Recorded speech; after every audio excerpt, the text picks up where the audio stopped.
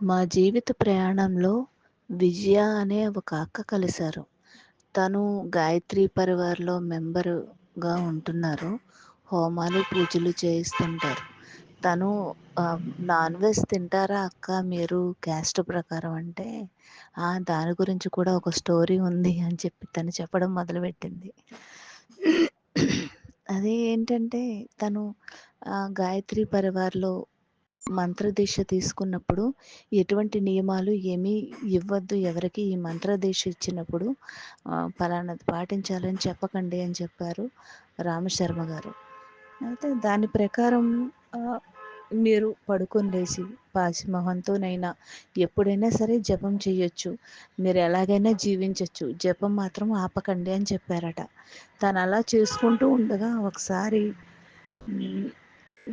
Mutton షాప్‌కి, chicken షాప్‌కో వెళ్ళిందట. వెళ్ళినప్పుడు తన ఎదురుగుండా కోడిని తీసుకెళ్ళి అతను కోసి మాంసాన్ని కవర్‌లో ఏసి ఇచ్చాడట.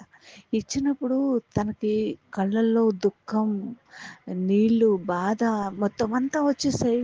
అలా కూర్చొని ఏడుస్తూ ఉంటే ఆ షాపు వాడు అదేంటమ్మా నా దగ్గర ఏడుతున్నావు ఎవరైనా ఏమైనా అనుకుంటారు నేనేదో చేశాను అనుకుంటారు. ఎందుకంటే ఒక ప్రాణిని కోసుకొని తింటున్నాను. నేను ఇంతకాలం ఇలాగే నా ఆహారం కోసం ఒక జీవిని బాధపెట్టి తింటున్నానా అని చెప్పి తను అక్కడికక్కడ ఏడ్చుకుంటూ కూలబడిపోయిందట.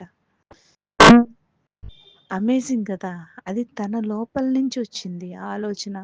ఆ యొక్క మంత్ర ప్రభావం అలా ఉంటుంది. ఆ అమ్మే తన వైపుకి తిప్పేసుకుంటుంది. ఒక అందమైన జీవితాన్ని తనంతట తాను ఇస్తుంది అని.